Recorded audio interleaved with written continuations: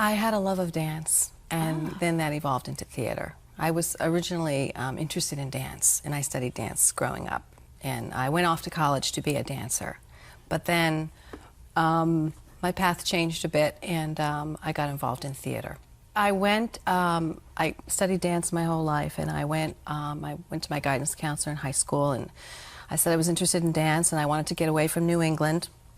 And so he suggested I go to apply to this college, Stevens College in Columbia, Missouri, and I went there and, you know, enrolled in the dance program, but found it wasn't my cup of tea, and so I left the program and came back, and my parents said, you know, you have to go to college, Sarah, so, and maybe you should stay closer to home. So my sister was actually a student at the University of Vermont, and she had said to me, there's a small school, St. Michael's College, near me.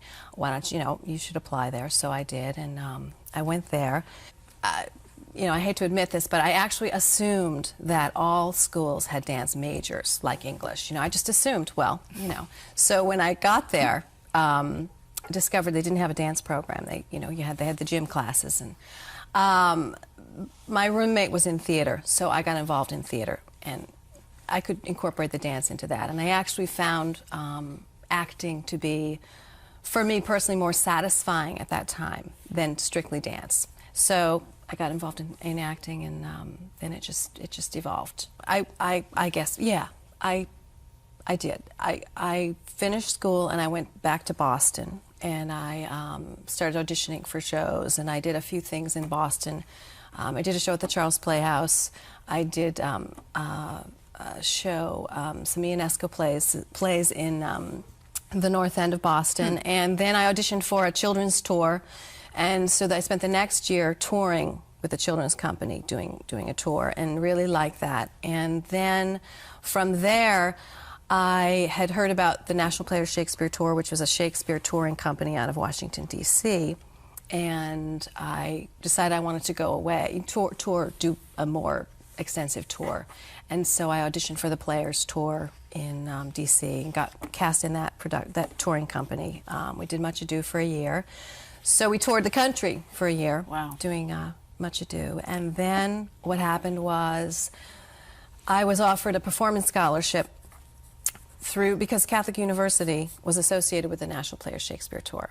And so they offered me a performance scholarship to come into their graduate program, which, was because I wanted to, continue studying. And so I ended up getting into the program at Catholic. And then from that experience, other things opened up. We sort of worked it together, and we were incredibly lucky. We met at St. Michael's, and we started going out a little, we started dating. And then I was in Boston, he was finishing up, I was a semester ahead because I transferred in. And he actually did the National Players Shakespeare Tour before I did it, which is what, I found out about it. And then I went down to Washington and auditioned, and so. And then we went into the graduate program together, which was great. And then he sort of branched off into more, he left the acting because he wanted to do producing, directing. He wanted more control. That doesn't sound right. Well. But he just, So we actually have worked together in various capacities throughout. Yes. The United States Information Agency. Yes. USIA. Yes, USIA. They had a program at the University of Poznan where they would send teams over to the university to teach there in the summer. And one of the teams was a theater team, and we did. So I was interested in this and applied for it and auditioned. And what we did was, there were 6 of us. Chuck was also on the team too. We put together 3 shows, and we performed in Poland, and we also were in residence at the university and teaching there in the summer. There were also British and American teams at this university, and the university, the students that were there were actually, they didn't want to be there. They were sent there because they were told they were going to be teachers, and so they had to go there in the summer, and they were very unhappy about it. Oh dear. This was like not They didn't want to be there. But actually, they had a wonderful time because the British team, and it was a wonderful experience. But that was sort of a punishment for them, or not punishment, but just sort of, you have to be a teacher because you're not cut out for these other career opportunities, and so it was a pretty interesting experience. Not necessarily. Okay. Not necessarily. That was just one part of the program, our part of the program.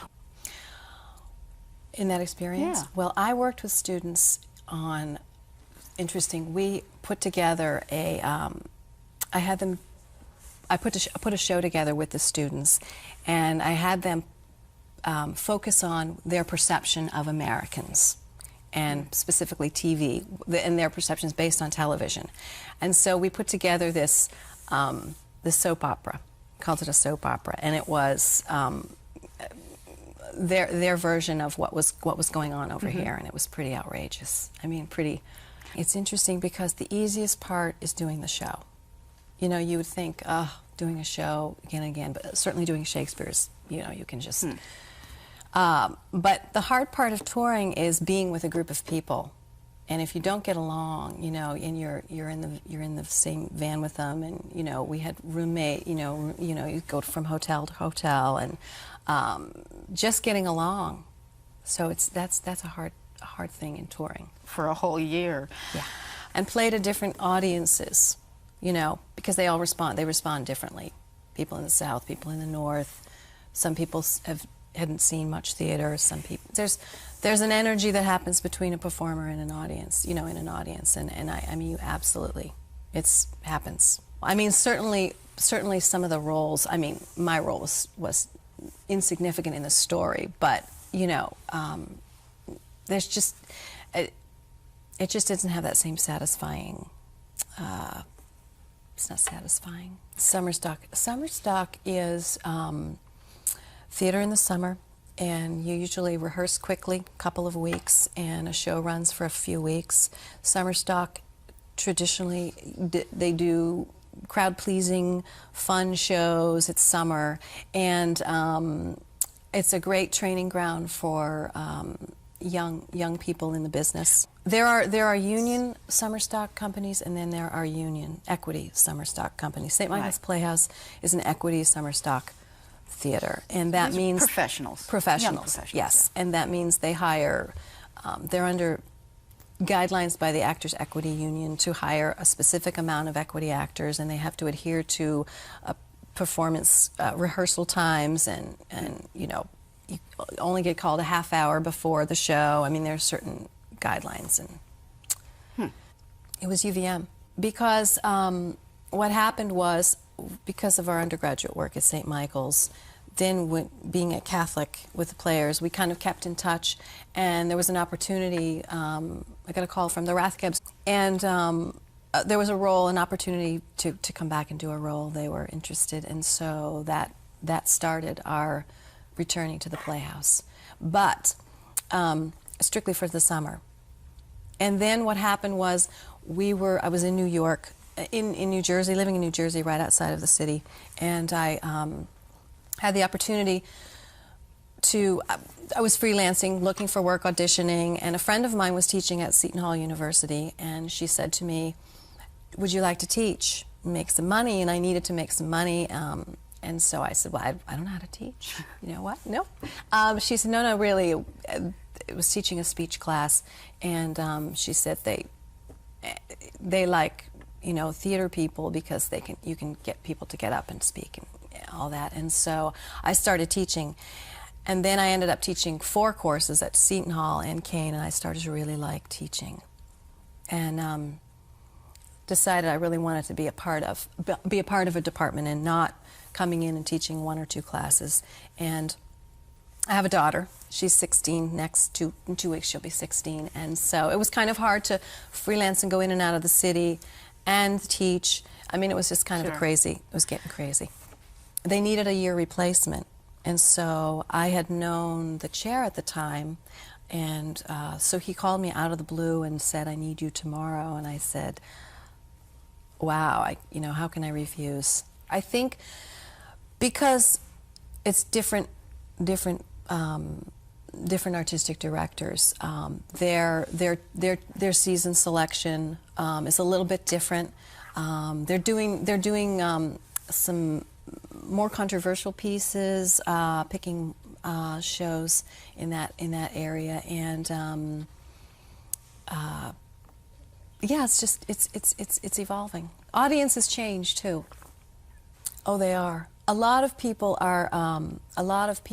Some of the subscribers aren't happy with when there's language and you know, issues like you're talking about How I Learned to Drive. Mm-hmm. Yeah, some people really didn't care for that, but for the most part, people are very excited that they're delving into issues and that they hadn't before. It's wonderful to work on material that's relevant today, issues. It's great. It's also really great to do fun farces. I did, well, I really liked Louise in Patsy Cline, which I did a couple summers ago. I really, you know, they asked me to do the part, and I said, you know, I wasn't sure about the part because it's sort of, she's the Southern, you know, fan, and I thought, oh, it's going to be really kind of, seemed kind of silly, but I loved working on that show. It was really great. They were, and interesting because sometimes the audience that they were familiar with the Patsy Cline songs, sometimes they would start singing and they would applaud, and then other audiences, though they all seemed to enjoy it, they didn't respond in a way that the ones that knew the music. So it was, and they would applaud, like when she would sing, when Christy would sing Crazy, whatever, they would start applauding. Now some audiences wouldn't. Mm-hmm. So it just depended. And the director, he had done the show in Texas, and you know, they're bigger Patsy Cline sure. down there. So he was I think he was a little surprised that we didn't have quite the country crowd here, I guess.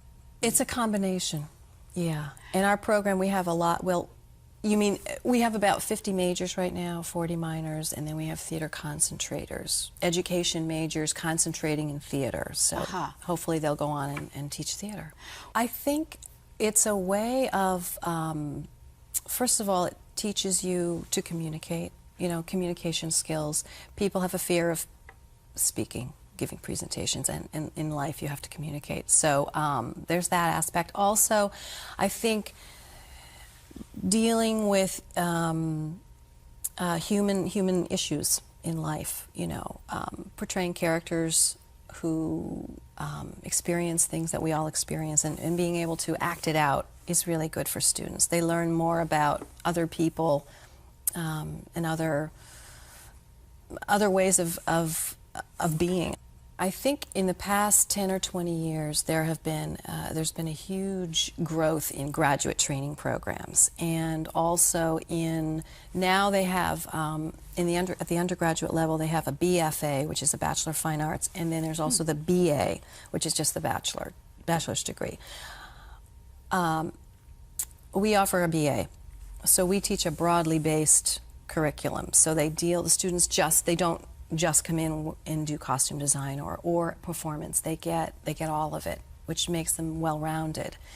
The BFA is where you specialize in one area right away. And in the graduate training programs, they're also specialized. And we actually feel that it's better to get the well-rounded approach, and then when you go to graduate school, you can focus in one area, because you have this understanding of all the other aspects. I think it's important. We're in rehearsal. We've been rehearsing for 3 weeks, and they're starting to wear costume pieces, cloaks, and the big Puritan hats. And so, I mean, they come into rehearsal, and it reminds me of Thanksgiving and Halloween. And I mean, I think we're getting there, absolutely, because well, first of all, we have most of the cast they're all of our students, and again, some majors and non-majors. And I also have 3 actors who are from the community, older gentlemen who have been cast in the production, who bring age and experience to the production. I don't know if the character of Danforth, the deputy governor, is being played by Ben Ash, and I don't know if you know Ben, but he's a wonderful actor, and he that role is so important in the show. I mean, he's, in the second act, it's all really. What I was going to say is Ben, having these other performers bring add another dimension and bring the students to another level. We also have an equity guest artist playing Tituba in the show, and Simone Zamora. She's from New York City, and I had worked at the same theater with Simone in the summer, and I'd seen her work, and this was a wonderful opportunity to get her to come here and work with our students in portraying this particular character. She's just, it's wonderful, and it's just great because she's actually living in New York now and pursuing work in New York, and she has, she's has all that information for them too. First of all, the Society of American Fight Directors is the organization which was founded, I believe, in the late 70s or early 80s in order to, because stage combat, for those people who don't know, everything on stage is choreographed, all the fighting. Everything has and hours and hours and hours are spent in rehearsing these fights.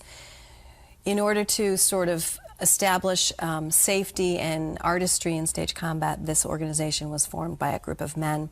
And right now there are 10 fight masters in the United States, all men, and for the moment. And so there's a rigorous training program that one goes through in order to learn more about this and work on it. And it's definitely in my training, the training that I've had in stage combat. Every time I've gone to workshops and things, it's pretty much a male-dominated. Because I started as a dancer, my interest really is in the physicality of a character, and finding the body and the soul and the heart rate and the rhythm and the spine. And so I do a lot of rigorous warm-ups with my students